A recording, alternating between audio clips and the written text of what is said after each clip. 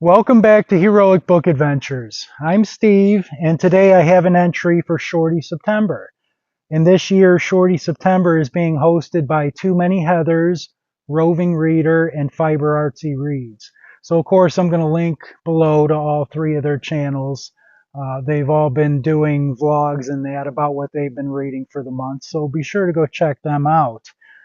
And I feel like I read things that are quite a bit different than the three of them do. So I thought, maybe I can add a few entries this month that are a little bit different than what their corner of BookTube typically looks at. So the first one I wanted to look at is Tanith Lee's Indigara. So Shorty September is for books, novels under 200 pages. Indigara is 195, but if you look at it, like there's really not that many words per page, so it felt like more like half that length. It definitely qualifies as a shorty. It was published in 2007, so it wasn't the last book that Tanith Lee wrote, but it was certainly more towards the end of her career. So I really didn't know what to expect going into this, but it turns out I really love this one. And it follows a 14-year-old girl named Jet and her robot dog Otis. So Jet's oldest sister gets cast to star in a role in an upcoming movie. So the entire family decides to pack up and go stay in Studio City, which is their world's equivalent of like a Hollywood.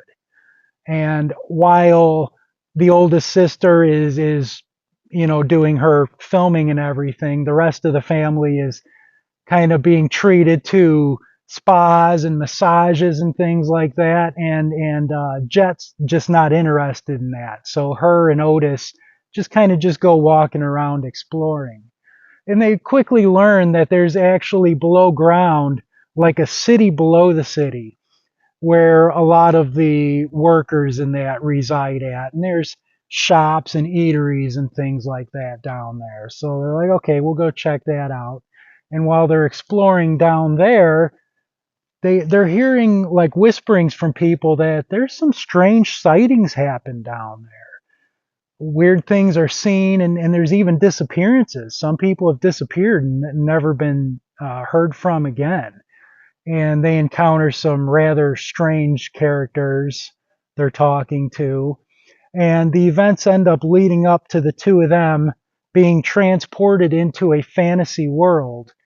And the fantasy world is kind of made up of like ideas from failed TV pilot shows and like failed movies that were never made and just scrapped and forgotten about. So it's kind of a unique world made up of these ideas and characters from movies and TV that never ended up airing. But whenever somebody ends up in this fantasy world, there's also shadows of themselves that go back into the real world. So while Jet and Otis are trying to get through the things going on in this fantasy world, there are copies of themselves in the real world that are out causing a bunch of mayhem. So are they able to find a way to make it back into the real world and make things right again? The cover of this, I think, is really, really good. It kind of captures that whole movie feel of everything. Yeah, I like it. And this is actually one I picked up just recently. I stumbled upon it and I'm like, okay, Tanith Lee and Robot Dog Companion. Yeah, this one's getting pushed right to the front of the TBR. And like I said, I really enjoyed it. In fact, I'm giving this one a 9 out of 10. That's how much I liked it. And I hesitate to label it as middle grade or YA because I think it's more appropriate to call it all ages. Because I think that a kid in, say, junior high age is going to really like this book, but it's also not written in such a childish manner that a grown adult can't really enjoy it as well. So I think it's kind of the perfect example of what all ages writing should be like. And I'm not surprised I liked it because I've always liked Tanith's writing. I've described it before on here that I feel like she demonstrates to you that she has a mastery over the English language and how to write properly. But then she goes and breaks the rules and kind of does her own thing rebelliously because, well, she could. She had that kind of talent. So whether she's writing a all ages book like this one or one of her more adult oriented novels, which can go really far out there into the dark and weird kind of stuff, it all always seems to have that signature unique Tanith Lee feel to it.